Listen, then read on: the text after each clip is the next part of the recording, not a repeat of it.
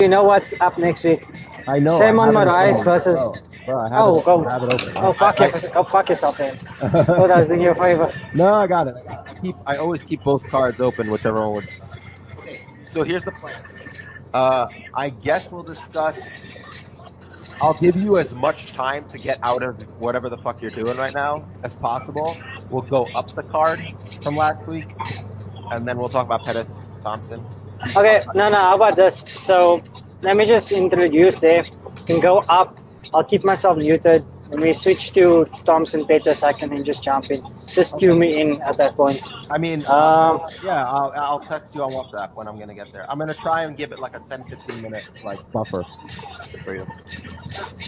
okay. Well, All right. in any case, yeah. All right, mute yourself. Yep. That's the 8 Mile song. My God, that's Eminem. Daniel, get the fuck away from there. Come on. Play with something that's a toy and not our stuff that can hurt. No, don't listen to him. Don't listen to him. I mean, he could probably pull that thing over himself and hurt himself, so. No, you better listen to him. Nah, he's done with it. I think he's trying to see what he can grab up there. Okay, it's fine. If I see him do anything dangerous, I'm gonna go get him. Yeah. What do you want, Bilal? Just here's some sweet Eminem. Oh my God. Okay, 10 seconds of silence and 10 seconds of silence, you bitch.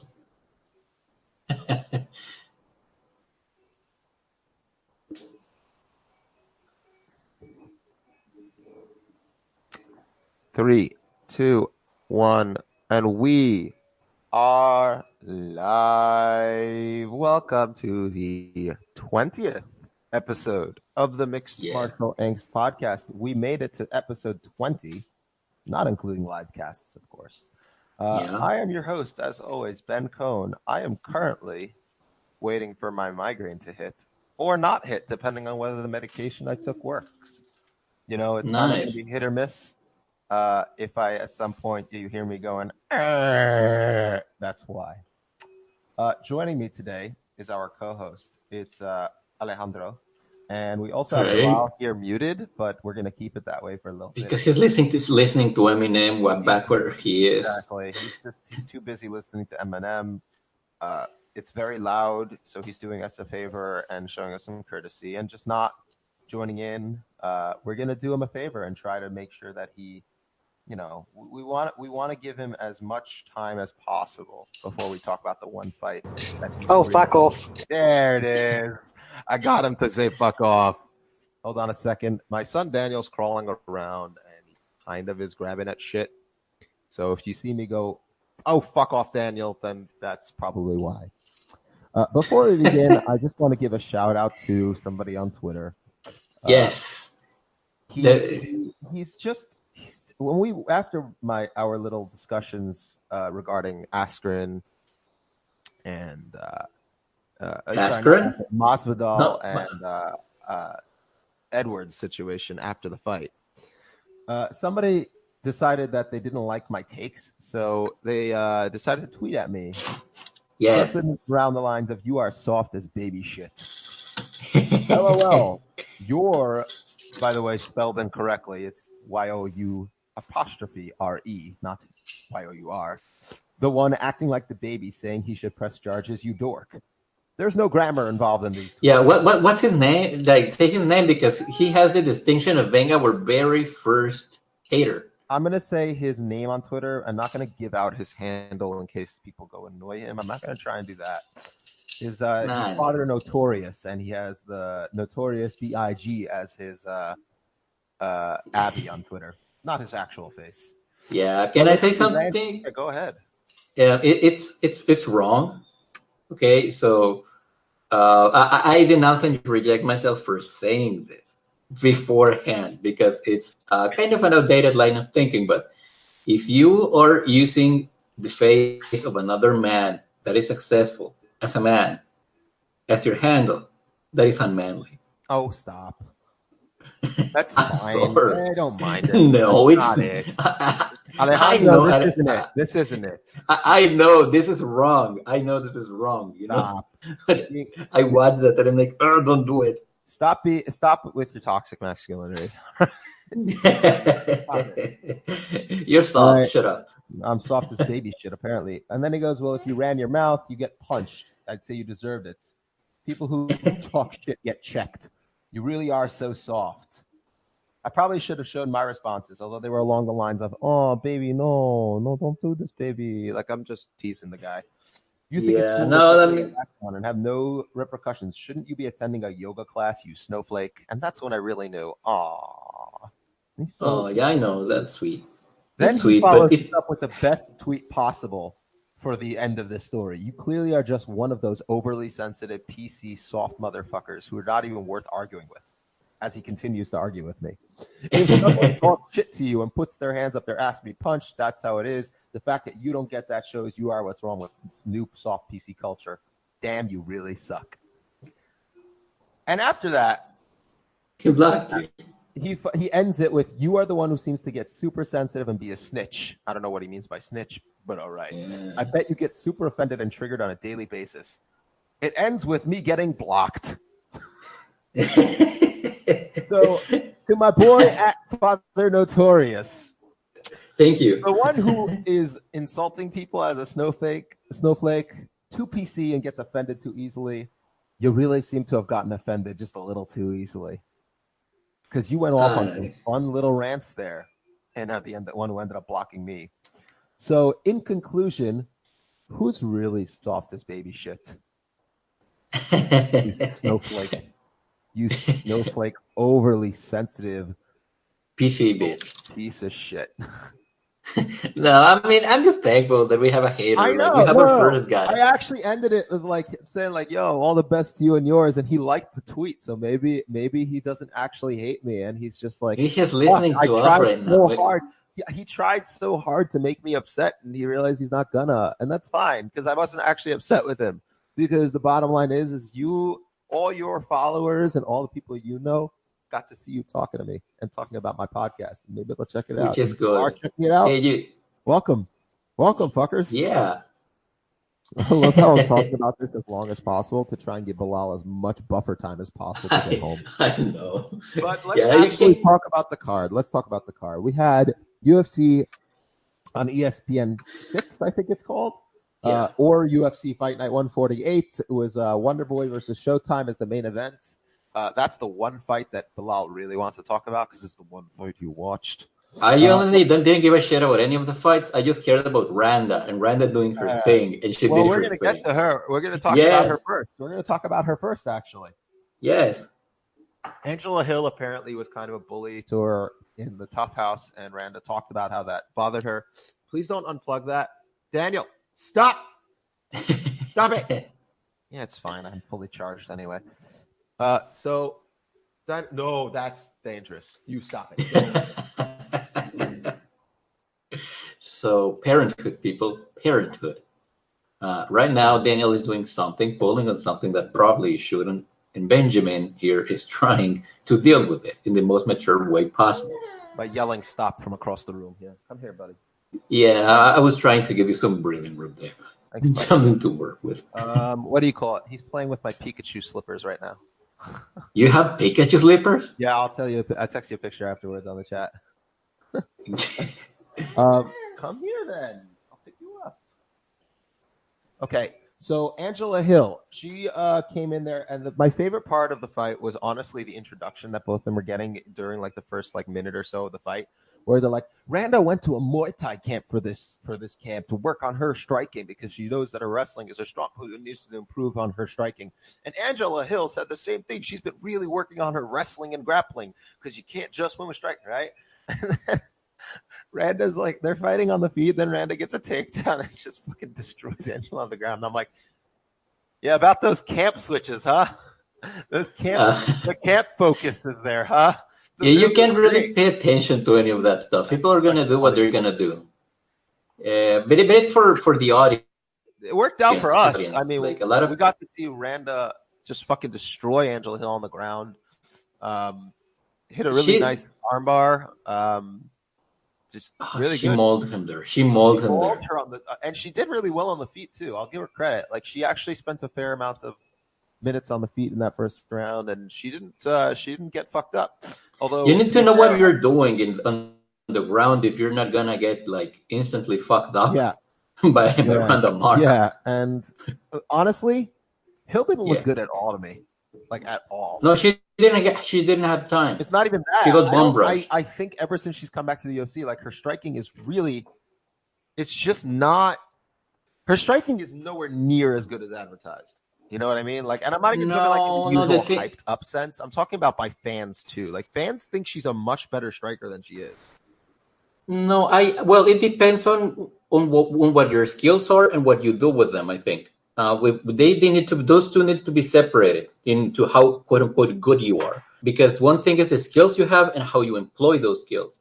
So I think Angela does have a bunch of skills, but she can be deterred from employing them. Now, I'm not gonna say easily, but I'm just going to say often enough by the level quality of fighter that she's been dealt with. Because I don't know if you remember this, but when she fought, what's her name? Batistaca. She knocked out Karolina Kowalkiewicz last time. Andrade. Yeah, Jessica Andrade. She's the only person I've ever seen actually make her stumble like with an elbow, and she landed some good shots there. Off balance, no. Yeah, I know, but it was a solid shot. It was an elbow, and she can find openings. Sorry, go ahead. No, and I do think she can find solid openings, but sometimes she has this problem where she allows herself to sort of lean back and to watch a little bit too much. But she didn't have that problem with Courtney Casey. She kicked her ass, but she wasn't given the win that night.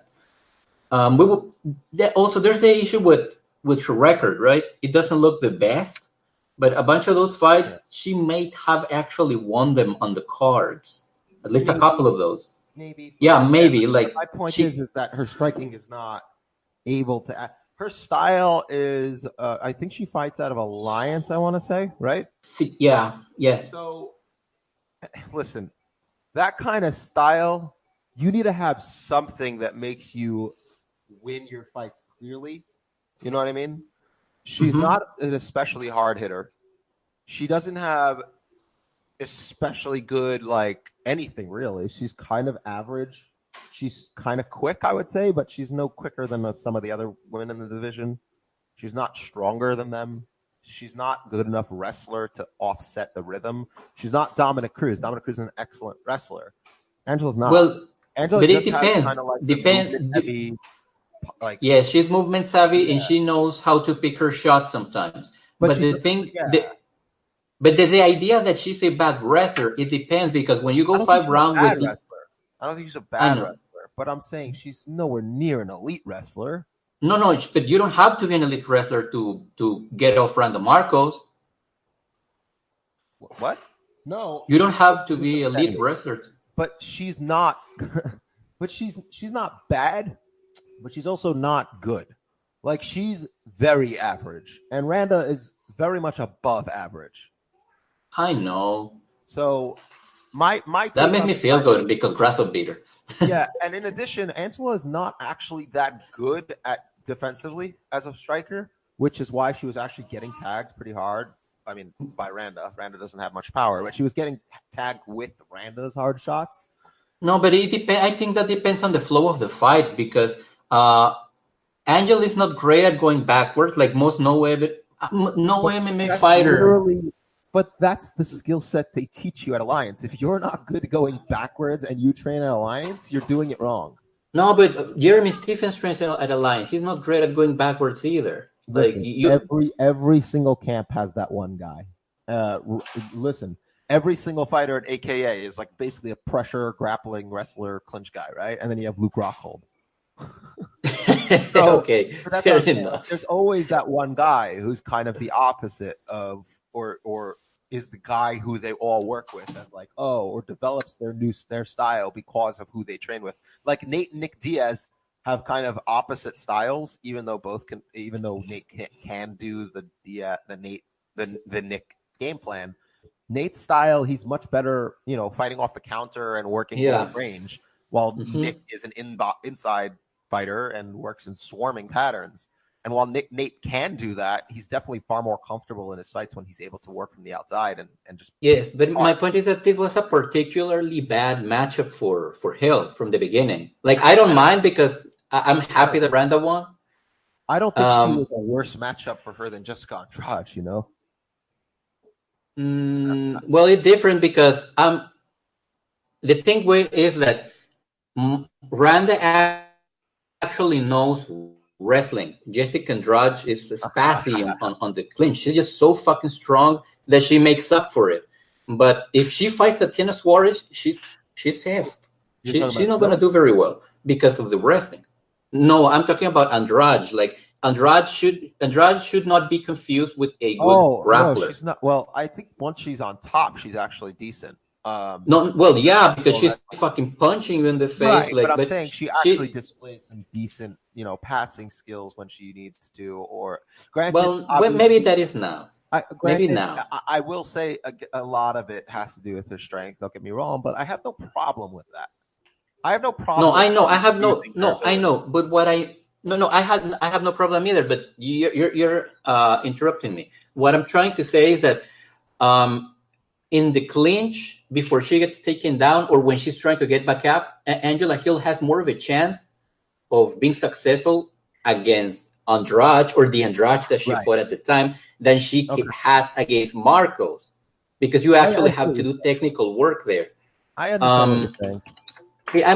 It sounds like I'm trying to make excuses for Angela Hill, but I do think that she has been also unfairly maligned in terms of her skill set, because I'm trying to look at it as a more like the sum of its parts, right? Which you don't have to, by the way. Nobody has to. I think she as a fighter is worse than the sum of her parts, which is usually not the way it is. No, well, it depends on the night, I think. In an individual striking match, she probably beats most of the people she's lost to. That's what I mean.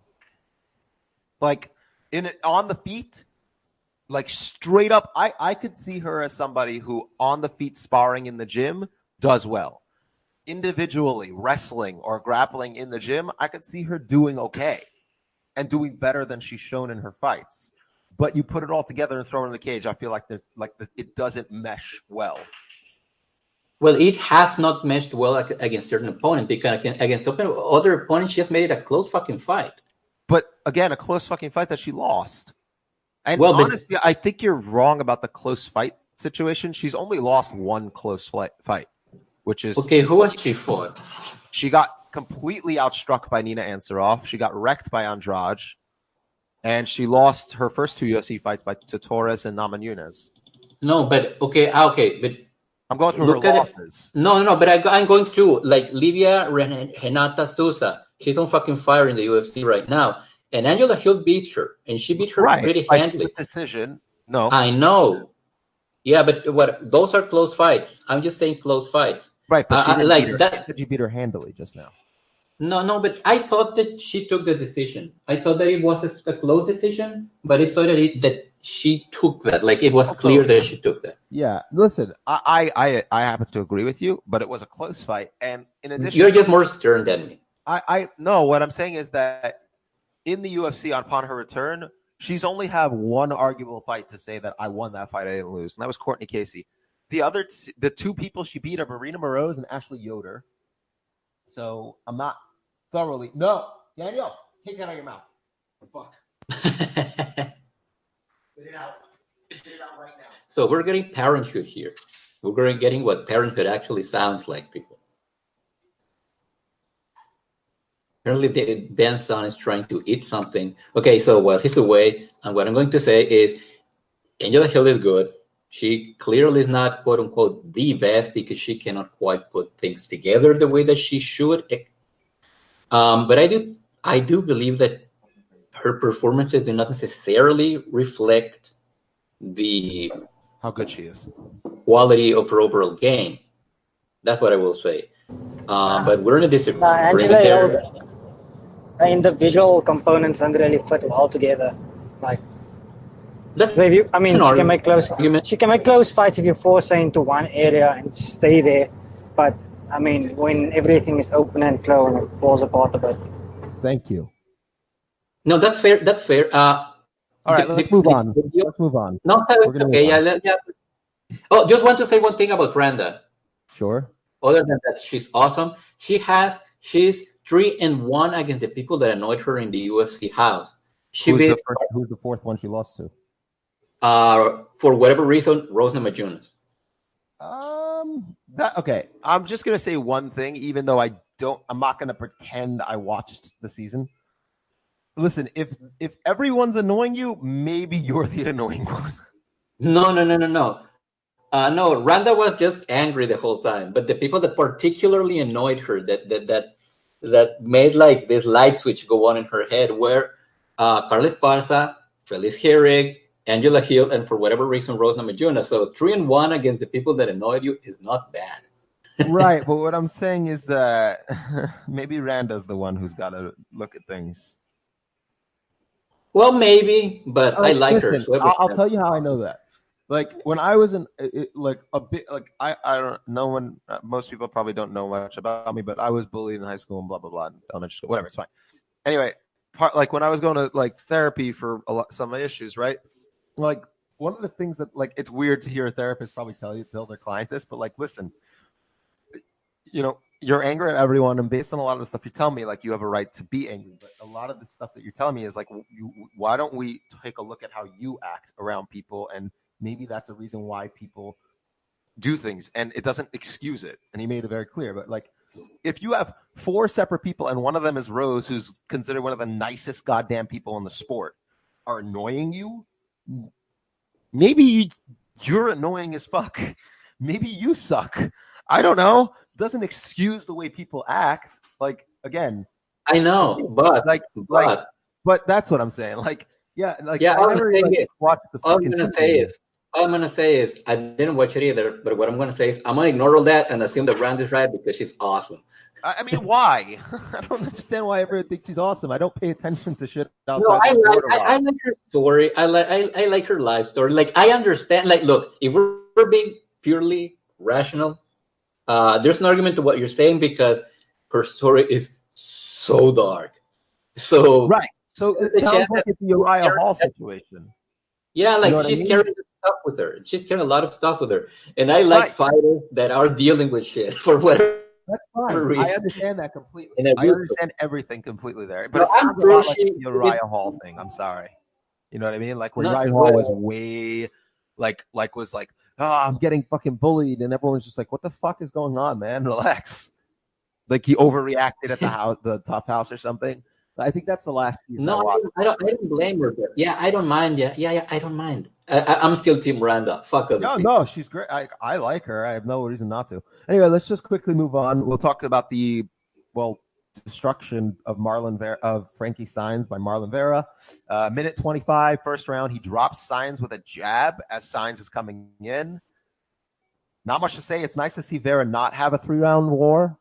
Like it's really nice that he's not taking stupid amounts of damage. Although he's been getting finishes recently, earlier than the 3rd round. But it's nice to see him not take a stupid amount of damage. He looked good. I mean, he did eat some shots, though, which always worries me because he seems to still have issues in that 1st round. But at least he's getting the finish. And Frankie Saenz, man, like he's one of those fighters who's going to be forgotten, which sucks because he was actually a really solid, good fighter. He's 38 now. He was off a 2-fight win streak, but man, did he have a fucked up schedule. Uriah Faber, Eddie Wineland, and Augusto Mendes in 3 straight. Like, what the fuck? Oh, that's scary. Yeah. And, he's 13-6. I wouldn't mind seeing him retire. He's 38. He's been finished for the 3rd time in his career.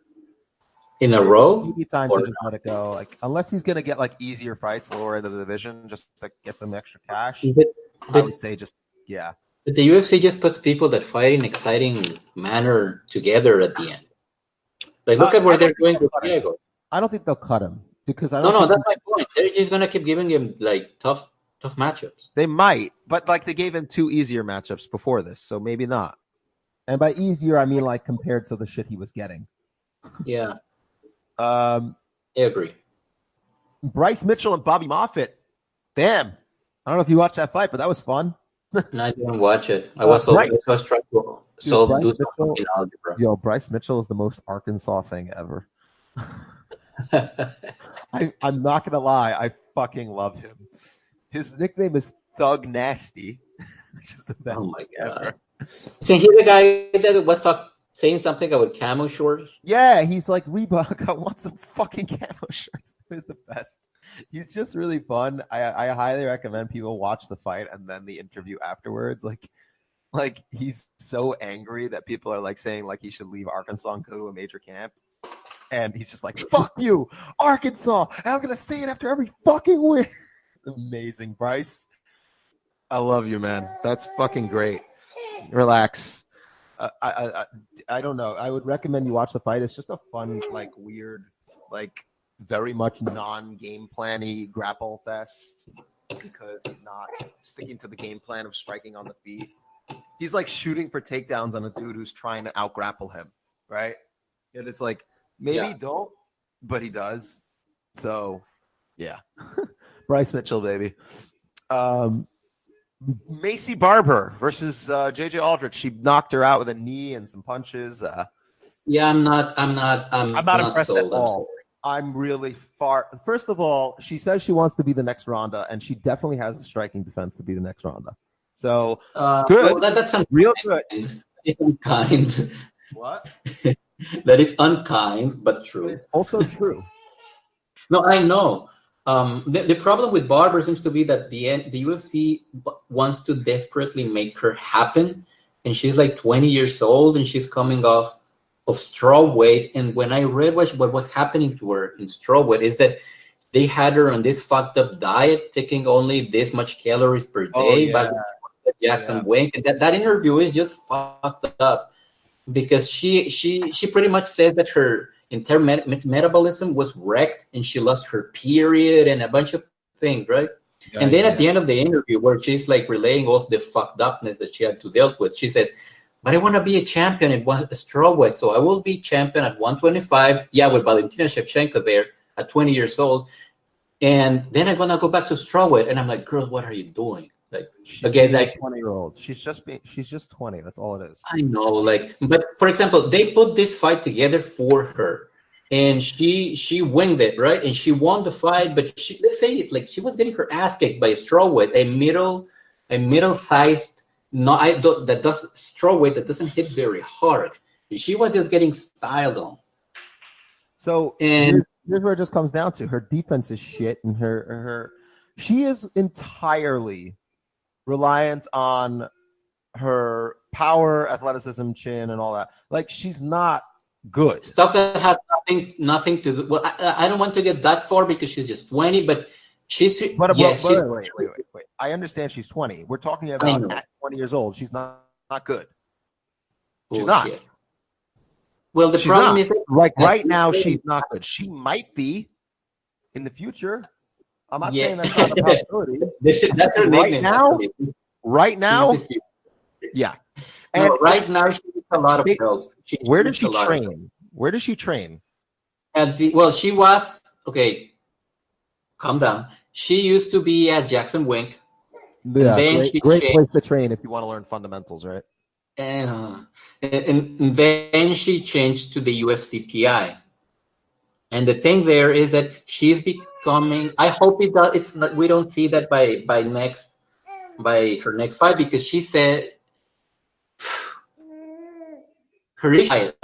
But she has become reliant on stuff that has nothing to do with technique. Like just tough it up, wing, and see what happens. And since you're bigger, stronger, longer, faster than the other person, well, your chances are higher.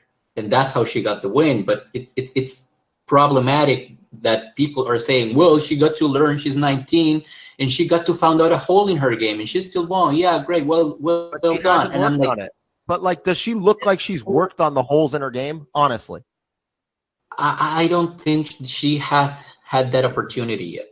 I'm willing to give her that's more the time. problem. The problem is that she's in the UFC and they want to make her happen, and that's a problem because They desperately want to make her happen, and I'll tell you why. She's young. She talks. She's sweet. People like her. She's pretty. it's a white girl. Yeah, exactly. Like she is someone they're like, maybe we can get the next Ronda out of her. But like the difference between her and Ronda is that Ronda had an elite skill set in at least one area, and Macy has athleticism. Does not. Like she has Ronda was an uber athlete. She was a legitimately high level athlete with a legitimately high level skill set, at least in one area. And she also actually was tough and all that stuff.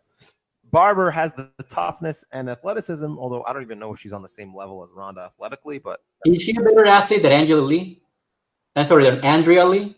I would say she's a better athlete than Andrea Lee because she's still also only 20, and Andrea Lee is more closer to an athletic prime level. So we might see Barber really increase in athleticism before we see any sort of decrease.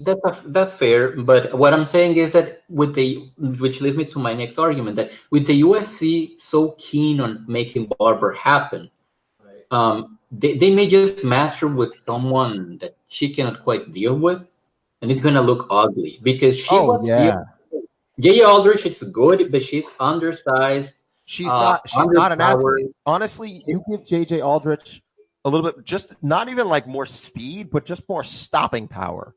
And she murders her. Yeah, she murders her. That's a problem. Like this is like a wake up call. This should be a wake up call for Barber to see, to first of all, to work on her defense. Even if you're not going to be a defensively sound fighter, like just have some basic things worked in there. Be the type of fighter who straight up. Be the type of fighter who is not defensively sound, but is very much like avoiding the strikes. Like, how do I explain this? Listen, what's weird is that Aldrich was outlanded. I didn't expect to see that in the striking stats, but like, she very obviously was winning. They also did not credit her with a knockdown, which is weird. No, but she's I'm not a fan. I don't know. I would have to go and look at the strike fight again because these fight metric stats do not add up to me. There's no way that Macy outlanded her 2-1. Well, I mean, in the second round, she outlanded her 33-10 according to them. So I don't know. Maybe that's it. I don't know. I'd have to look at that. I don't know, but like. Anyways, Marber has to work on a bunch of shit. Oh yeah. Aldrich let's take a look at the flyweight rankings, right? Like, does she beat Andrea Lee or JRC? I don't think so. I think Paige might beat her. No, I think Paige definitely beats her if she has a good camp behind her. Yeah, Paige would murder her. Calderwood fucking kills her.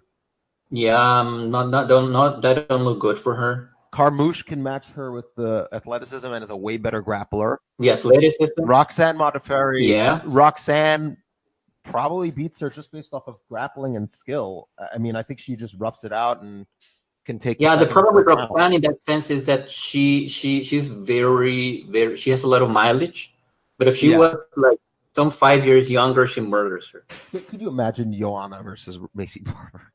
No. Or number 15 ranked is Antonina Shevchenko. No, she's not. What is she gonna do with Antonina Shevchenko? Get jacked? She get fucked up for 3 rounds or get knocked out. Like, listen, I happen to think Macy is. My issue is I don't know what camp she trains at right now. Like, the narrative. Your issue is the narrative. My issue is the narrative. Because I actually would like to see her succeed. She really does seem like a good person. Like, I want good people to succeed in the fight game. I'm tired of bullshit.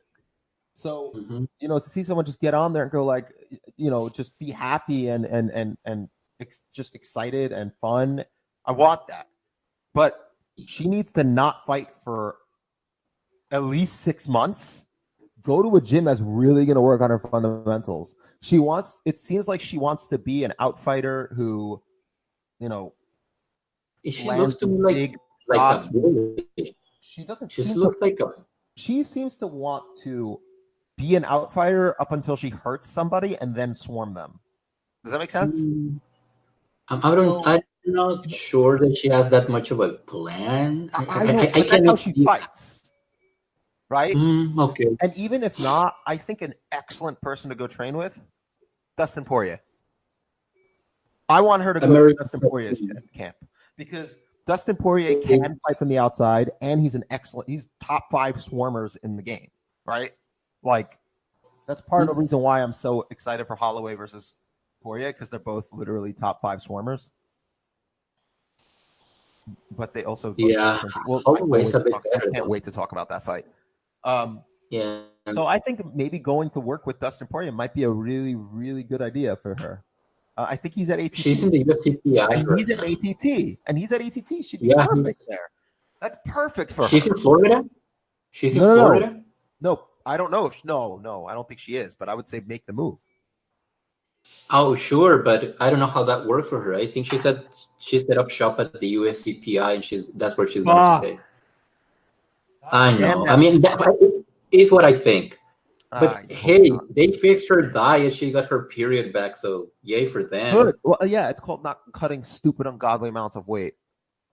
She just looked healthier. She just looked so much healthier. Well, she walks at around 133, 135 pounds. That makes sense. Yeah.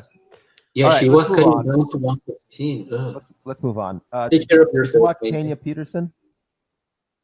No, I didn't watch it. I was like, I spent yesterday trying to solve a fucking problem about a ionized nanoparticle, and I was trying to calculate some shit by hand, which is hard. So I watched intermittently. I didn't watch this fight, but I was really worried for him. Really, really worried. Well, he looked okay. I mean, his striking kind of is like weird. It's not. It's like at points he'll look awesome, and then at points he'll just be like, "What? Why is? Come on, those shots should not be hitting you." But I don't know what the fuck he was thinking cutting down to featherweight. I hope he doesn't do it again. I just really hope he doesn't do it again because he did not look healthy at all. I'm impressed he was able to like go 3 rounds and be the guy who's less tired by the end. But I think that had more to do with his style and size, and Steven Peterson just couldn't get like Peterson is not a good athlete, and there were points where he was just able to put Pena into compromising positions grappling wise, and Pena straight up out athlete him there. Yeah, we kept saying that he was too large for 155. Right. Okay, but that the cut was killing him, and then he cut to 145, and all I saw was the pictures of him and the video of him failing to make weight, and the guy looks drawn. Like, oh my god, yeah. That looks fucked up. Listen, and here's the thing: everything I saw in this fight, the entire time, I'm literally just thinking, "Yo, Michael Trezano would beat the shit out of him again."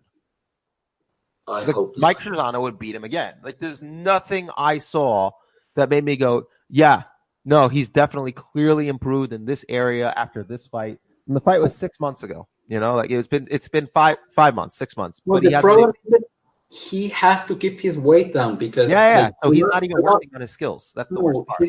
He seems to be working on his frame and how to better like acclimatize to this weight. It doesn't seem like you should just fight at welterweight. While he's not all beat up, well, he still has some health enough to work with it. But people just wanna be bigger, longer, stronger, faster. And then they just want to spam that thing. And like we're being shown that that's maybe not necessarily the way to go with Masvidal, with fucking Anthony Pettis. Holy shit! We'll get there. We'll get there. Like I think. Yeah, go ahead. I mean, not that that's like that big of a jump for Anthony Pettis, right? Even though he got the thing done, good for him. We're gonna talk about it in a moment, but just fight at a weight that you're not necessarily comfortable, because we know that in MMA nothing is comfortable, but at a way that you can work, where you can learn that it doesn't become about the weight and developing like strategies to deal with smaller people, and it's more about how good you can get, because I'm not sure that I've seen anyone that is extremely hampered by the weight cut develop a lot of skills. Yeah. I mean, I think And I do fear for him. Like I really genuinely fear for him. You should, honestly. He's one of those guys who's probably cutting like 40 pounds. I don't know how fucking Sabit does it, honestly. What fucking Budo he's working, but Nonsense. yeah, but it's not. It ain't working out for him either because he's only good for 1.5 rounds and then he fades. That's correct. I'm not gonna get in too much with this now, but I just want to say that maybe focus a little less on just the successes when people go up in weight. Because I mean, like Larkin and did better when he dropped down. Jared Cannonier did better when he dropped down. Lorenz Jared Cannonier, hold on. There's a difference in those. Mute yourself while I answer, please. Yeah. There's a difference between Jared Cannonier, an example, and Luis Pena. Luis Pena was already fucking drawn out and just killing himself to make lightweight.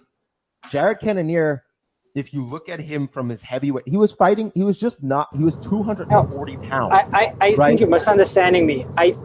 In this specific case, I agree. I'm just saying, like, you bring up, Pettis and all the others and whatever, but already I still hit like a solid ceiling when you went up due to the weight. Yeah, I agree. It's like there is its benefits, but it has its limitations. That's all I'm saying. I agree. It has its benefits when it's done the right way and in the right context. Jared Cannonier just held like unnecessary amount of weight around his face.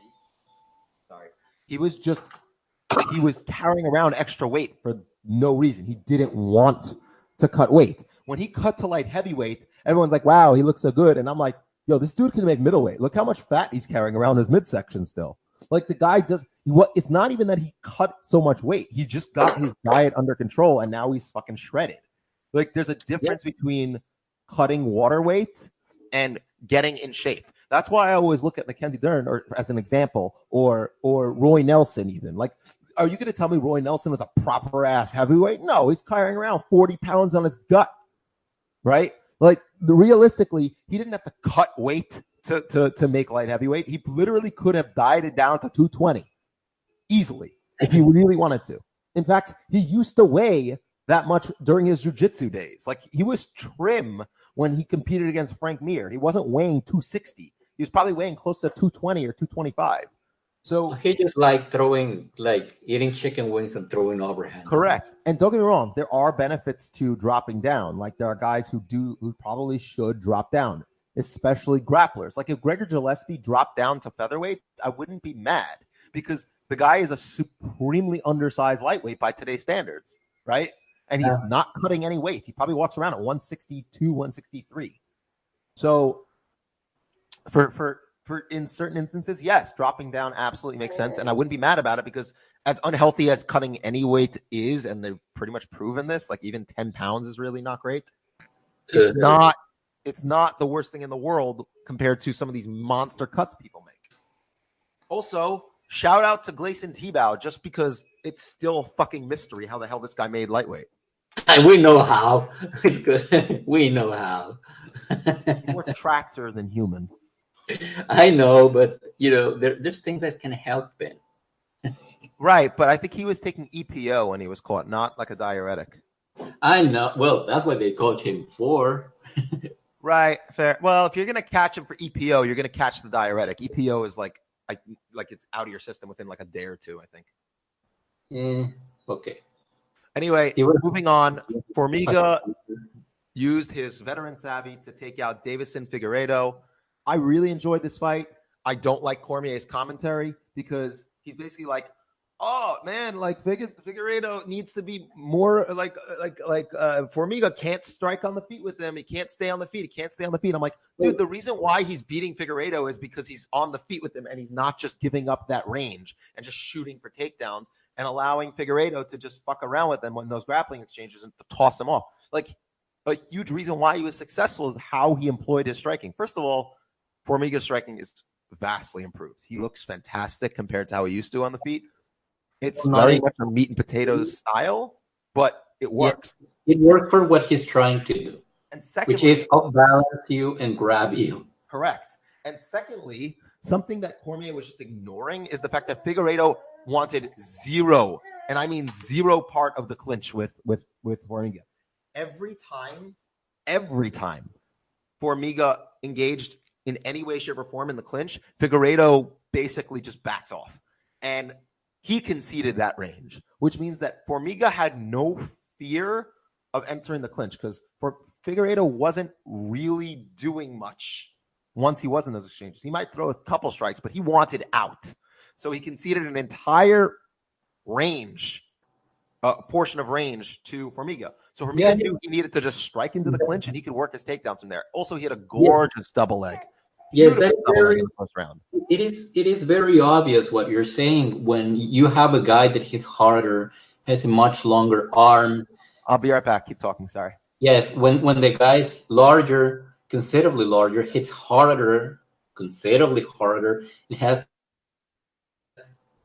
to what by my evaluation are considerably longer arms, and he still doesn't try to enforce a proper distance.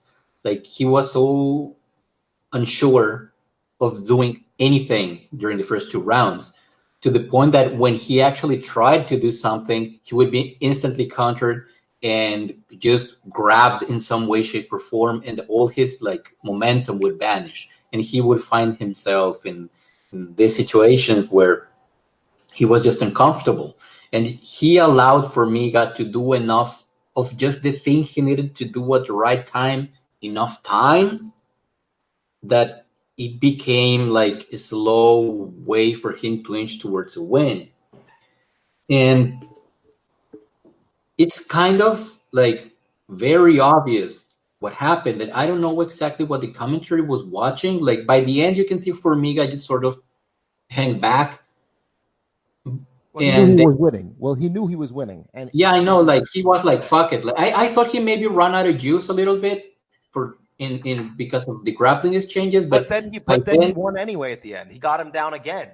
I know. Right? Like, but by the end, by the end, like, I don't think that it was good commentary for this fight, particularly this fight, because they seem to ignore the fact that Formiga was having his way pretty much.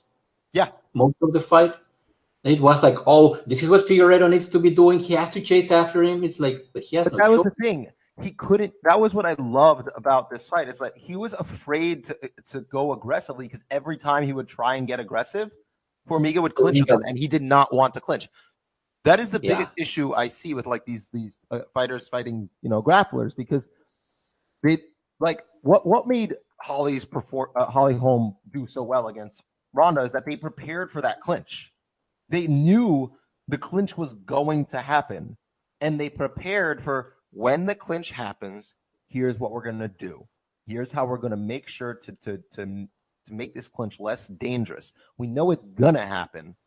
We're not going to concede that range. We're going to plan for it and how to deal with it. Yeah, his plan was to avoid the clinch.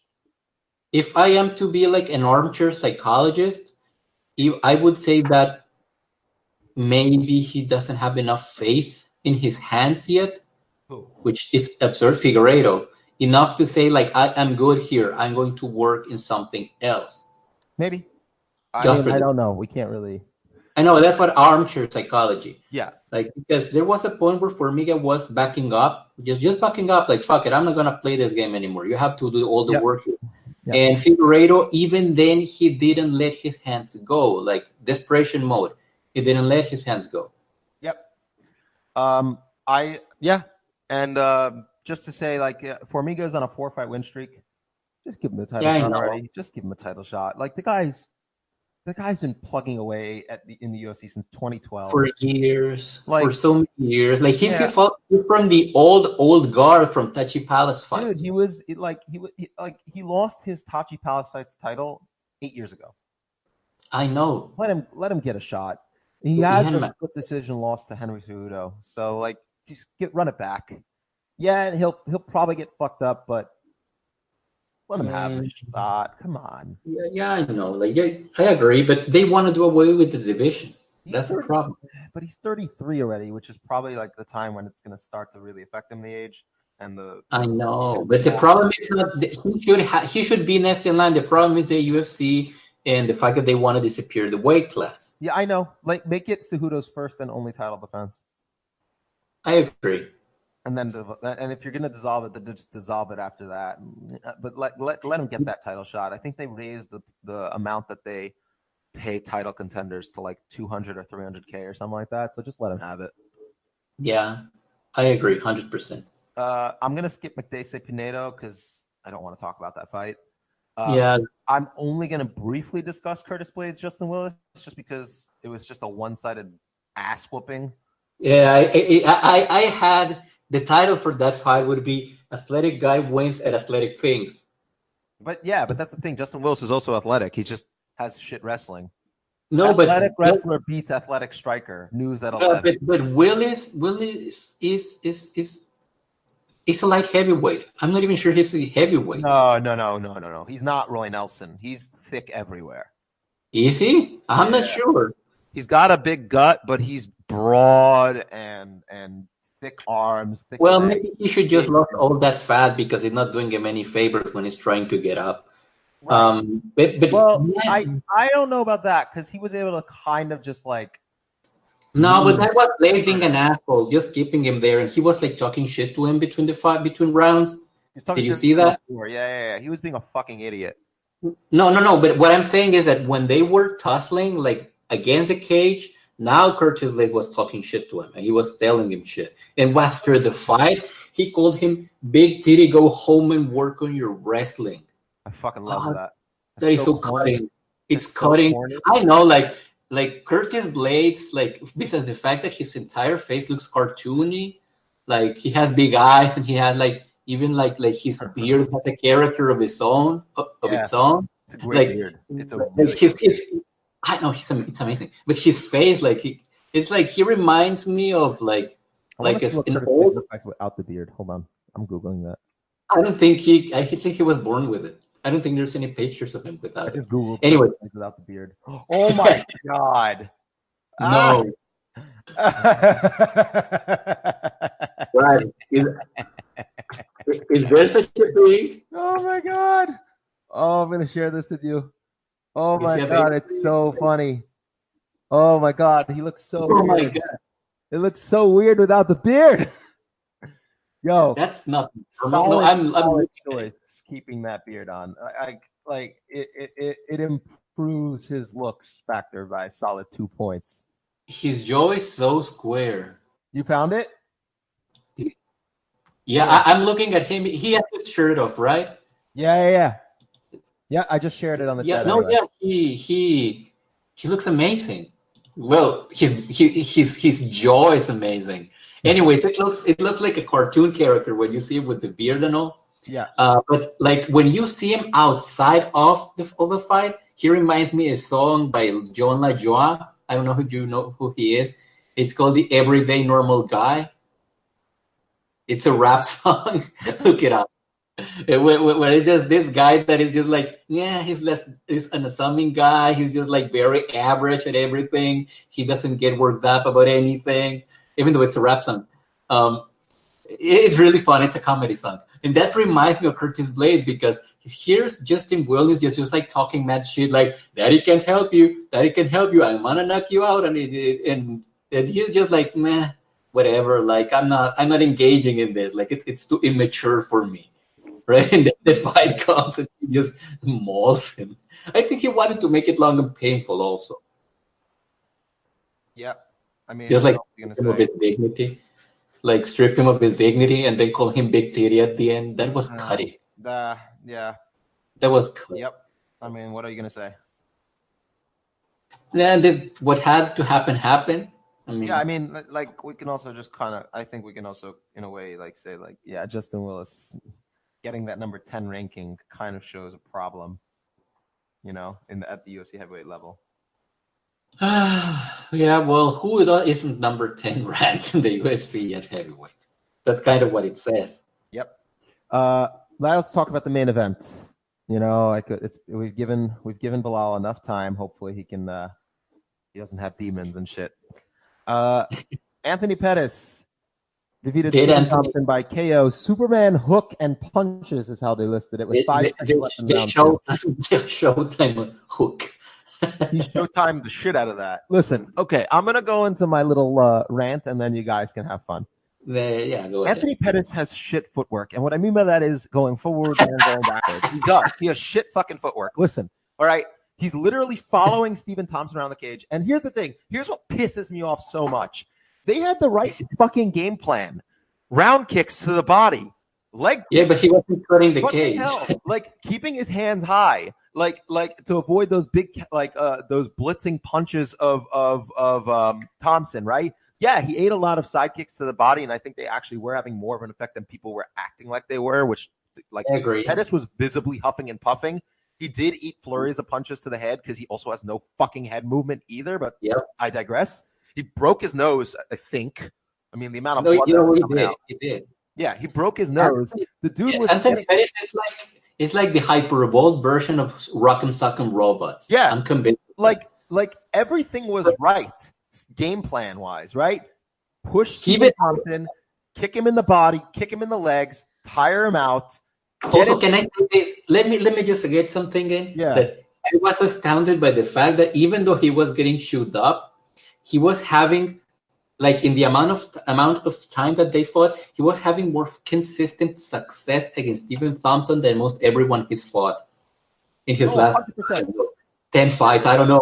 He was getting chewed up, but the Anthony Pettis' coach, Duke Rufus, who had like the most gnarly voice ever in this fight, like, what the fuck? Like, dude, like, just chewed meat grinders for dinner or something and woke up and like, oh, let's go. Yeah. Like, whoa, well, he was gargling acid. Anyway, so the way that he found to deal with that, like, okay, Anthony doesn't like to move around. He doesn't like moving his head. Okay, he's super tough. What are we gonna do? Walk forward, punch, kick. But he wasn't even legs, punching and because he couldn't fucking I know, find he range. He threw like, he couldn't well, he reach. connected with like one. You are unable to be heard. Literally nobody. I can't hear a word. That you're was saying, that. Bob. I think Bilal said he connected with him Yeah, like the one one time. he connected with him like with I- one punch, and then the Superman punch. That's I- it. I know, but obviously the plan was go forward like a madman, take your legs and punch, Yeah. kick. Obviously he couldn't punch, so he could just kick. Also, he kicked across of him, which was He was interesting. doing a really good I job. don't think that was the game plan. I don't think that was the game plan, though. Well, the game plan. Because though, he- they did he- say- they He did couldn't say- land the punches, though. He couldn't. No, he couldn't I- like. He I- physically part couldn't of land the the game plan- punches at the start. I think part of the game plan worked. They definitely planned to kick the legs a lot. The kick part, yeah, leg kick part, yes. The punch, Did not it work. didn't work at all. I mean, it worked in the end because he. Yeah, no, they followed the Cobra Kai game plan. Yeah, sweep the leg and then punch No, in the that- face. But Bilal, that is actually a move that happens in Karate Kid. Yes, it did. That the blonde guy uses it against someone. Like he I don't literally remember just that movie, to be jumps honest. forward and punches someone and knocks I don't him remember. out. That's literally a move from Cobra Maybe. Kai. But my If my- point, my my mind- point, my main point is that Anthony Pettis' footwork is shit, and the problems he's had in every single one of his fights is his Direct footwork. His is a direct, like, can be directly linked to his shit footwork, both moving forward and moving backwards. Okay, like sideways, which he exactly, like look Moving at his his head. losses, right? He got completely shut down. He lost to Tony Ferguson. Why? Because Ferguson is a fucking madman and was pressuring the shit out of him, and Pettis doesn't have good enough footwork moving backwards to escape Ferguson's pressure. Dustin Poirier, same problem. Max Holloway completely just schooled him. All right? Fucking Holloway Edson had- Barboza, Eddie Alvarez was able to just push him up against the cage for 3 fucking rounds.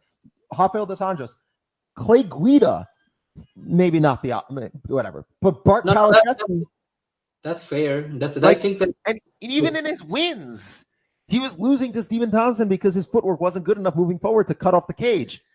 Michael Chiesa was different. Well, that's yeah. Jim Miller, he beat him, but Jim Miller, it wasn't a dominating performance. He clearly won, but like, okay. Charles Oliveira put him in a shitload of trouble. Like Gilbert Melendez shoved him up against the cage with a lot and was able to back him up. Like it's just the issues have been there forever. And unless he showtimes you, like, what does he beat RDA in a rematch? No, he probably doesn't. Does he beat Covington? Does he beat Maya? Does he beat Masvidal? Does he beat? He's number 4 now. It's insane. He's number 4. It's fucking crazy, and people are gonna be like, "Showtime is back." No, no, he's not. He never. No, left. we need. This is just Showtime. This is who he is. A guy who doesn't have good footwork, hasn't worked on like he has the same fucking issues throughout his entire career, and it's why he's lost 8 fucking fights. I know, but I'm going to be the apologist, the Pettis apologist. You know I am the Pettis apologist in the group. He's losing to good fighters.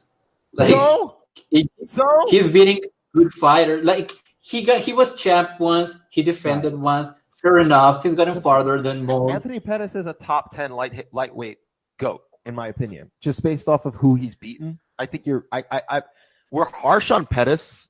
I think everyone who's harsh on Pettis is only harsh because he probably had the potential to be an all-time great, like inarguably, but never worked on his flaws. Like his athletic ability, his finishing ability, his creativity, his offensive dynamism. Honestly, if he developed good footwork, he would probably be like he would have kept his title. Yeah, the problem is that he would be Sergio Pettis, who is like a smaller, less. But he'd be a really. I know Sergio Pettis. You pick Sergio Pettis' finishing ability, and you're going to tell me he's not a title contender, like a real title contender? He murders you. That's kind of the thing. Like the problem with the Pettis brothers is that you either get one thing or the other. Yeah, like if you combine Sergio Pettis and Anthony Pettis, holy shit! Like if you fuse them, Dragon Ball Z style. If you fuse them, you have like wait. Think about it. We talked about this when Pettis fought Font, and we said like he just didn't have the stopping power to get Font off of him, even though he was landing really good shots. It just didn't hurt Font. Yes. Imagine if he had Pettis' stopping power. Yeah, it would be Anthony's stopping power. Yeah, he would have. Yeah, he would have kicked Font. I think he beats Font with stopping power. Just with the shots he was landing, like there's a real argument for him winning that fight. If you like, no, maybe if Sergio moves to 145, he can stack people up. Because that's what Anthony Pettis did, which is insane. Like he finally broke the jaw, the chin of the man that took punches, like a billion punches from Matt Brown to massive overhand from Tyron Woodley, a massive, like I think. Left hand from dropped him and it's like, can this man be broken? Like, can this man's chin be broken? And it took like Anthony fucking Pettis. And he caught him like kind of like Tyron caught him. Well, he caught him way off. He was literally airborne. Like Thompson's, both of his feet were off the ground. And Pettis' feet were both off the ground but he was moving forward and throwing. Thompson was Bilal, I'll let you can have the floor. Yeah, no, I was going to say like fair play to Pettis and those leg kicks because they were working, and I think at that point where he actually landed the punch, Thompson just pulled his head straight back and squared up. I was like, he just didn't have it in that split second. He didn't have it in him to step to the side or to stay in stance as he pulled back.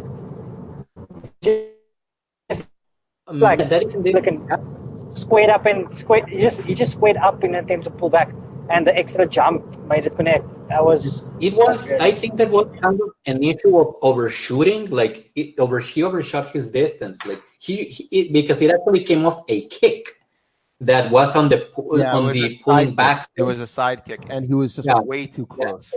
I didn't expect this Superman punch. But that's the thing. The side kick helped Pettis because he literally didn't expect. No, what I mean is the Back- sidekick kept I Pettis know. because he literally bounced off the cage from the I'm sidekick sure, and no, then came right I watched forward. it. Yes, he used the momentum given by the kick to Exactly. propel himself. And that's the forward. crazy part. Like That he if that was, literally bounced off. but that's the crazy part. If that kick was in the middle of the cage, that finish just doesn't happen. I know. So technically, Stephen Thompson added to his knockout. Yeah, no. That's Stephen what happened. Thompson didn't lose to Anthony Pettis. Stephen Thompson lost to Stephen Thompson. No, he lost to Anthony Pettis because at the, I'm sorry. I'm just making a joke. No, I know. Okay, fair enough.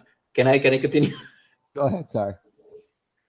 Yeah. The Pettis is that for whatever reason, he has been blessed by the MMA gods in that there comes a time in every one of his fights that he wins that the light bulb goes on and something happens. And in this case, not only did he use the momentum granted to him by the bounce of the cage, but he used, like, the reality is that he threw this very naive leading hook, right? But he threw that thing because, like, Stephen Thompson didn't see it coming because it's very unlikely that is going to happen, that the guy is just going to bounce off the cage. But second, that's going to be the choice. Like, he did not reset. He didn't do anything. He just threw this naive right hook. And Stephen Thompson has probably never seen anything like that in his life. Huh. Because it's like, it's like, it's technically like, it's not the move you go in that instance. Like, you circle out. You reset and you find some way to re-engage because you have a guy on top of you. And very rarely do you see someone whose natural response is, oh, well, I'm going to bounce off the cage and just jump and put my fist forward. It's crazy. Yeah, I know. It's like someone made up a GIF. I'm not going to call it GIF. It's a GIF. Even though the creator of the format already came out and said it's GIF. Yeah. Dude, your movie format takes a lot of screens of memory space, dude. It sucks. We're gonna move on to discuss Edson Barboza versus Justin Gaethje. But any final thoughts on this fight or this card overall? I'm just gonna say I loathed this card. I didn't like it. I'm just happy for Randa and I'm happy for Pettis, whom I have always stand for and will continue standing for. But yeah, I mean, it was a horrid card. Yeah. I did not enjoy it. Only thing I will say is that I would like to see Aldo finally kick the shit out of Pettis. No. Just a couple of notes to make. Apparently, the UFC is working currently on Cejudo versus Moraes for the bantamweight title, and Pettis is trying to get a fight with McGregor. So we'll see. Yeah, but I would like to see Aldo beat up Pettis. He also said he wants to fight the winner of Justin Gaethje and Edson Barboza. Oh, please! Give me that. Let me have that. Oh God, yes. No, have him fight a bad welterweight. Yeah, give Anthony a chance. I don't think they're going to fight at welterweight because there's no reason for either of them to fight at welterweight. But I would love to watch Barboza just just out kickbox Pettis another 3-5 rounds, or watch Gaethje. So we saw that already. Listen, I know, but I'm down to see it again. That's what I'm saying. He just hates Anthony and wants him to be. I don't hate him. I'm just sick of. I hate Anthony Pettis fans. That's what I hate. You hate me. I hate you. I hate you with a burning passion. Oh, fuck off. All right, guys. Edson Barboza versus Justin Gaethje. Man, this fight goes two ways, and they're both very clear to me. Right? Yeah. Like, there's no way like this fight turns into a weird grapple fest or anything. Like, it's Edson Barboza catches Gaethje with a crazy flying knee or uppercut, elbow, or like spinning kick, massive spinning kick or some shit, or Justin Gaethje just bombards Barboza and beats the crap out of him, right? Or basically four legs enter, 3 legs leave. Yes, it's like Justin Gaethje and Edson Barboza, two of the hardest leg kickers. One slightly more technical, but one I would say is more effective at this point in time. Man, like It's very possible we'll see both of these fights in the fight that happens. Like we might see like Barboza drop Gaethje or rock him with some crazy shit, and then Gaethje just gauges it. Yeah, but there is the X factor is here. This is the X factor, which is something that I think Bilal and I were saying, that if we are correct, like this is the fight that tells us we are correct, that we were saying that it appeared that like Edson was more willing to fight, to plant and throw. So if that's the case, we're gonna see it this we're fight. gonna And know. if this is the fight Edson truly tries to sit on his punches and exchange, He's so far. I'm so sorry in advance. But I love Barboza by fighting in the pocket. I don't Imagine. Dream a little. No, look here. I'm like the biggest fan of Barboza, but like when Alejandro and I were talking about that, we weren't talking about it as a compliment. Like I know. We were talking about it like why the hell would you do that? Like Yes. your best thing is that you are good at moving around, and your worst thing is that you're not that durable. Why would you understand in the pocket? So what I do like about the idea of him standing in the pocket and trading is that it does throw off his opponents. It would throw off his opponents, right? Because they're so used to him backing off that for him to say like, no, I'm going to stand and trade at times, you can't just assume I'm going to back off. And he is so fast that he will land on you that they kind of have to respect it. Okay, right? But if you give Gaethje the opportunities, right, that hooker already got, that hooker already exploited, even though he didn't get very far with them. But if you give Gaethje those same opportunities, you're heading to Foxville. You're heading to fucking Foxville. Like, holy shit. Like, my thought process is that this literally goes one of two ways. Barboza knocks him out, because I don't think he's going to decision Gaethje. Not because I don't think he's skilled enough. I just think Gaethje's style lends itself to him winning decisions. If he can't. Granted, this is 5 rounds, right? So Gaethje, as much as he's able to throw when he's tired, he does visibly slow down. Yeah. Barboza does not. Barboza just doesn't slow down. He doesn't gas. Let me throw the double X factor here. Now, we have seen Barboza struggle with Kevin Lee. We have seen him struggle with Khabib. Is this the fight? Like, let's dream a little dream, like I like to say, that Justin Gaethje tries to wrestle it? I don't think so, because we've also seen him struggle with Tony Ferguson and Michael Johnson. Ah, shit. And he struggled with Beneil Dariush. Dariush was beating him before that flying knee. And it was just with a pressure style. Granted, he was shooting for takedowns, but he wasn't getting them, I think, on Barboza. But, man, Michael Johnson beat him just by pressure. If there's a time to try things. And Dan Hooker was fucking doing well at times, just off pressure and volume. And I know. I just want to see Gaethje just try to shoot for a double leg and get it. I would love to. I think that Gaethje is going to get hurt.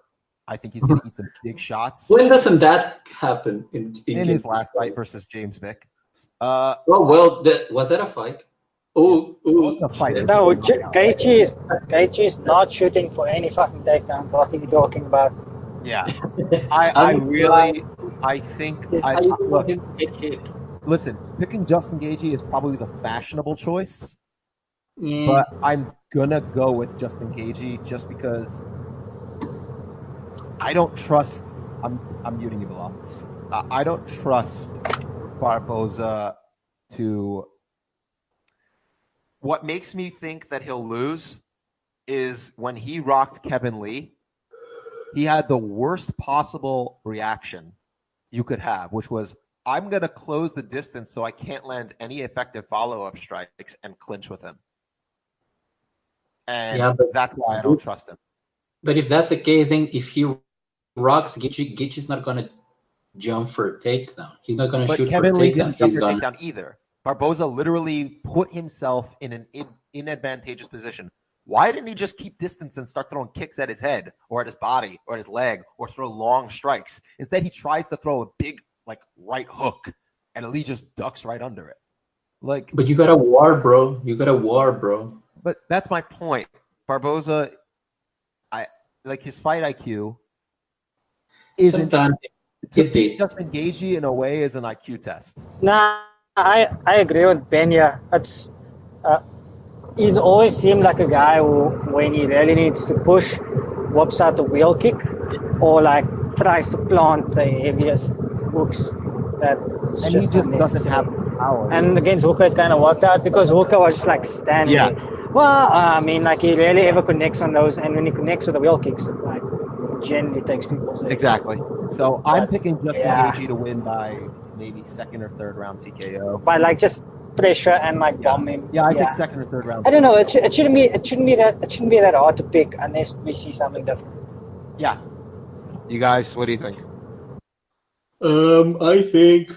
Also, yeah, Gaethje is not shooting a takedown. Like, no. He's like that one guy in World War II who was part of the British Army or Navy or whatever, and went into battle with like a broadsword and a bow and arrow. It's like tanks exist at that point. All right. Ideally, I pick Gaethje, but I just want to see some fancy shit. So I want to see. I love Edson Barboza. I mean, I like seriously, like he's my go-to pick in the UFC online, UFC 3 online. Like he really is. Like I'm on an 8-fight win streak, and 6 of those are Barboza right now, and I plan on continuing to use him until I lose. So it's I love Barboza as a fighter. I've always enjoyed him, but it's just as good as he's gotten and as much as he's worked on his ability, on his deficits, he still has a lot of the same issues also. Yeah. All right. Dave Branch is fighting Jack Hermanson. We spoke about it a little bit before the podcast. I mean, this is like just a really deep test for Jack Hermanson. Branch is coming off the KO loss to Cannonier. He's older. I think he's like 38 already. Long career. I mean, Hermanson's a grappler and a ground and pound guy. And if he can beat Branch there, cool. Throw him in with a top 5. But until that point, yeah, I don't know whether I could pick Hermanson. Branch is a better striker. I'm worried about his durability a bit. But, man, like Hermanson's already lost to like Cesar Ferreira a while ago, so I'm seeing this might be a test for that kind of strike, like situation where a really strong top game grappler also fighting him, and he's lost to Thiago Santos by knockout. So If I am being honest, yeah, I tend to forget about Jack Hermanson, so just based on that, I'm willing to pick Dave Branch. So here's the thing. Look, if I can remember you, chances are that it was for a reason. No, he's actually fun, and he's really, really interesting. I actually like watching him a lot. His best win is Talis Latis, but Talis Latis is known to Gaz, and David Branch doesn't. So I don't know. Branch is like a much more impressive version in every way than Talis Latis. Does Jack Hermanson beat a much better version of Talis Latis? That is also older. Boxing, I don't know. Branch is considerably degraded from his prime, right? Who? I don't know. I'm confusing it with someone else. No. It's fine. No, Dave Branch is. No, he is. He's just like he's definitely not in his prime. He's 38 years old and he's had a long ass career, but he was World Series of Fighting champ, wasn't he? Double champ. And he came to the UFC. He gave Luke Rockhold a lot of trouble. I'm gonna pick Branch only because I'm the type of person who generally will err on the side of the veteran who's really skilled and not assume that their durability is just shot. I just don't see Hermanson beating Branch yet or at all. We'll see. Yep. Bilal, any thoughts on this fight or not really? His internet is going on and off. Okay. All right. Josh Emmett versus Michael Johnson. Fight I'm actually really excited to see. Like Johnson's been, I think he's 2-1 right now since dropping. He lost to Elkins, and then he's on a 2-fight win streak over Feely and Lobov. Johnson missed weight in his last fight, though, which worries me. So let's see how that works out. But Josh Emmett's coming off that. I think he just woke up after the Stevens knockout. Like, he just woke up, like, as we're speaking right now. He hasn't fought. Our long-running joke is finally explained. He hasn't fought since the fight. That fight. It's been over a year. Well, because he was asleep. Yeah, he was right. I mean, I think he was fighting in his sleep, but it wasn't the same. Anyway, like Fraser, he was here. Yeah. Dragon Ball, he was training in his mind. Exactly. I don't know what to expect in this fight. Josh Emmett's really explosive, hits hard, and the rest of it's just team alpha male. Let Bilal talk while he has a goodish connection. Sure. Yes. Go ahead. Okay. Yeah, I just wanted to talk quickly because the audio is going on and off on my side. No problem. I have no idea what to expect of Team Alpha Male. I mean, it's basically just every year they add a new hook into a combination of right hook, left hook. It seems to be working out okay now. But like, Johnson is actually a good striker. It's just that I don't think he suits 145. I mean, we haven't seen him knock anyone out in this division yet, and he was quite a hard punch at 155. Well, let's get into and that. Everyone is just as fast as him here. Well, I think so he doesn't have a speed advantage. And he gasses out even quicker here. So hold on. I think that's the thing. His power wasn't knockout power, in my opinion. His power was derived from the fact that he was so fast that he was able to just catch people when they weren't ready. So that's where I think his athleticism and speed might be knockouts. Wait. Let's correct something. Oh, wow. Demon. We have demon. Oh, wow. Okay. Are the demons gone? Yeah. Okay. So, first of all, going fast is the same as having stopping power. Second, he put Dustin Poirier to sleep. So yes, he has knockout power. He has stopping power. But look at the punches he landed. No, I know, but he can. If you land enough of those as fast as he puts them together, it's the same as having like 3 of his punches that he lands in 2 seconds. It's the same as one Justin Gaethje punch. The problem is that not just that, but like energy is mass and velocity. It's like the speed usually makes up for him being, not that heavy-handed. Yes, but everyone is as fast as him. Yeah, that's what I was getting at. At featherweight, he's carrying considerably less mass, and everyone is just as fast as him. So this fight may be a bit closer than a lot of people may give it credit for, because just for the reason that he's a diminished version of himself at this weight.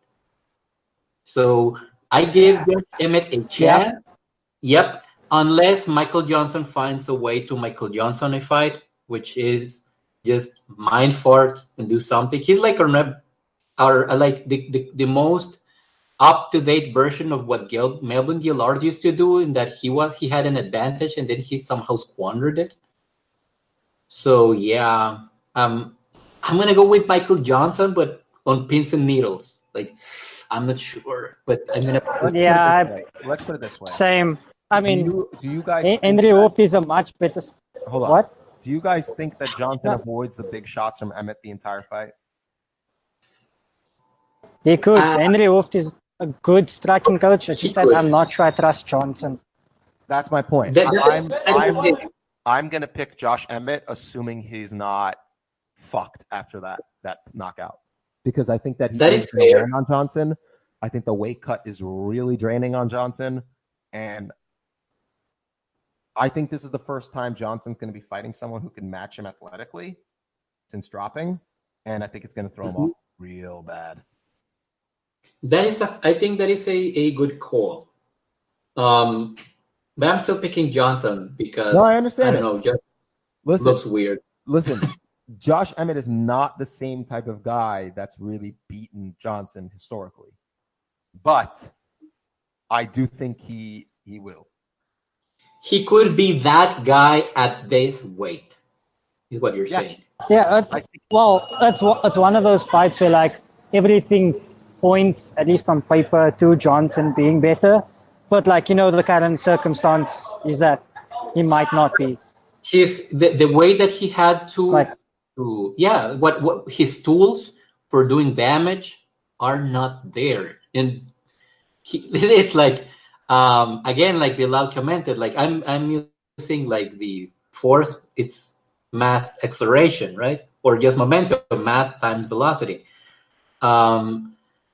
He had just the right amount of mass in his fists and in the right amount of velocity to knock people out.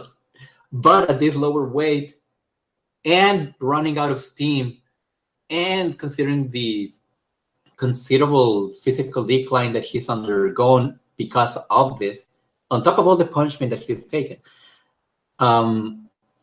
before this, it's a much closer fight than most people think. I'm still picking him because, as Bilal said, Henry Hooft is a better coach than Uriah Faber. Yes. And so, just on account of that, I'm picking Michael Johnson. But it's a fair choice. Josh Emmett is a fair choice. It's a pick and fight. We'll see what happens. Yeah. Moving on, I want to point out that I hate Carolina versus Kowalkiewicz versus Michelle Waterson as a fight. I just don't. I don't like it. You hate them as fighters, also. I don't hate them as fighters. I hate that fight. Why? Hate that fight. I just don't like it.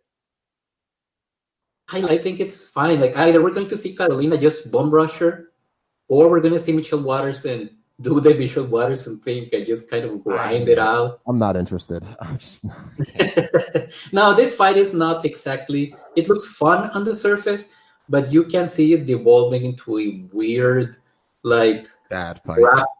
It's grapple fest where not a lot happens, and then it's left to the judges to judge like control and shit, because Kowalkiewicz isn't exactly easier to take down necessarily. Like Claudia Gadelia did that. Oh shit, Bilal is getting off. Yeah, let's de-introduce him.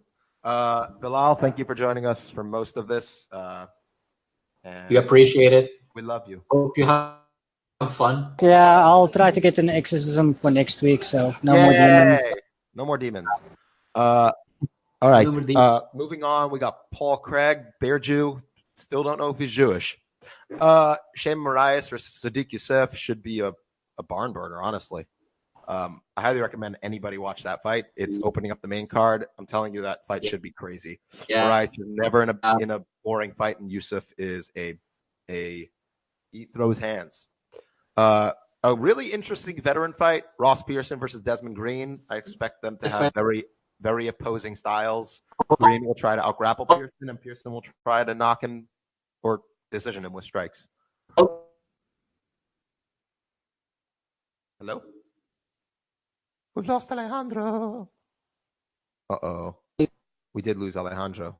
Okay, I'll keep talking. Yeah, Ross Pearson is kind of winding down his career. Desmond Green, I don't know what he's doing, honestly. Like, I wouldn't say he's winding his career down, but he's 1-3 in his last 4. He did beat Josh Emmett. He was the one who beat him. I think it was at lightweight, though. Lost to Khabilov, Prajeris, and most recently, Mairbek Taisimov. But 2 of those 3 missed weight. So I know you're here, Alejandro. I'm just saying I can't hear you. Try talking now. Nah, you're not there. The only person he beat was Gleison Tebow in his return. I know you can hear me, but I can't hear you, and nobody else could. So where do I see this fight going? I don't know. I mean, he's fought some grapplers and stuff. I don't know if Pearson has the athletic ability to really avoid the grappling exchanges with Desmond. So I'm going to probably pick Desmond just because Pearson's physical decline is kind of evident at this point. And he's been losing a lot. I mean, he's 1-5 in his last 6 fights. Can you hear me? Yep, now we can. Brooks, Masvidal, Stevie Ray, Dan Hooker, and John McDessie all beat him. His only winner is Mizuto Hirota. So I got to pick Desmond Green here. Yeah. Let me see. Which fight are you in? Desmond Green. Yes. Okay, so you jumped the Paul Craig fight versus the guy with the amazing name. I'm gonna pick amazing name just because I'm ambivalent to Paul Craig. You also jumped Marina Rodriguez versus Jessica Aguilar. This fight pained me because Alexa Grasso was supposed to be here and she got like phantom injured again and she dropped out and I'm so bummed. Yeah. So, shit. I want Jessica Aguilar to win because she's Mexican, but she has a steep hill to climb. I was much more confident in Grasso winning, actually. Mm-hmm. I had a whole breakdown for this, but it doesn't matter anymore because she's off of the bout. So I have to pick Marina Rodriguez because of logic, but I'm going to pick Jessica Aguilar because of homerism. So go Jag. Okay. Next. What the hell, man? I know, 11 days notice, man. What the fuck? She has to make weight. She still has to make weight. God damn it, dude. I love your homerism sometimes. It's actually really funny, especially when it's like, I probably shouldn't be doing this, but I'm going to do it. But no, it's like, no, look, I had like a whole breakdown of why Grasso, depending on where she was going to win this fight because she's just a more she's just a better fighter, like in more well-rounded, so to speak. So it comes down to different things. This was going to be like an interesting breakdown of where Grasso is and her skills or whatever. And now I can do that, but I can't root for Jessica Aguilar, so I'm going to do that. Oh my God, that's so stupid, but so amazing. Yeah. I mean, you don't understand it because you Americans have a bunch of good athletes, and they just like win a bunch. So you go, oh, we got to the Olympics, we got like 1 billion medals. Yeah, that's fine. Well, let's see what's on TV. But Mexico doesn't get those a lot. So when one of yours is like out there, like struggling or whatever, you're like, yes, go win, even though it makes no sense because they're like, chances are they're not gonna win. But fuck it. Anyway, I guess I'll just some quick hits. Kevin Holland's fighting Gerald Mearshart. I'm looking forward to any fight with Kevin Holland. Ray Borg is finally fighting. I really hope. Sabina Mazo. Sabina Mazo is interesting versus Marina Moroz. Marina Rose is not interesting. So. No. But Sabina Mazo interests me. She fights out of Rafael Cordeiro's gym, King's MMA. Mm-hmm. She's Colombian, so Latin American homerism again at work. but and she's undefeated, so let's see what she could do, right? Yeah, no, she's more battle tested than her closest homologue would be Alejandra Lara, but Lara has more development to go through. But Sabina Mazo is a little younger. Yep. And she's been fighting in the States for a while, but she's been properly trained, and she has taken to the kind of training that Rafael Cordeiro provides, which is also good. The thing here is whether she has like an Ariane Lipsky moment and she just blocks. Well, it should make you happy to know Alex Perez is returning after his murder death kill at the hands of Joseph Benavidez, and he's taking on Mark De La Rosa. So first fight back since Benavidez beat the shit out of him and knocked him out twice in one fight. No me gusta. Yeah, but he's fighting Mark De La Rosa, who's not that good. So which of these guys is Mexican so I can root for it? Alex Perez. Okay, so I'm rooting for it. Only says American, but it says American for both of them, so they might both be Mexican. Yeah. Yeah. I mean, one's from Fort Worth and one is from Hanford, California.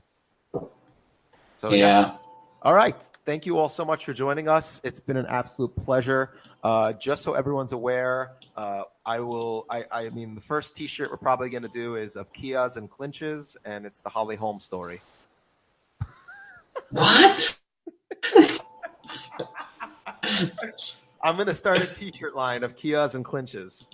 It's in honor of Holly Holm and her new 6-fight contract with the UFC.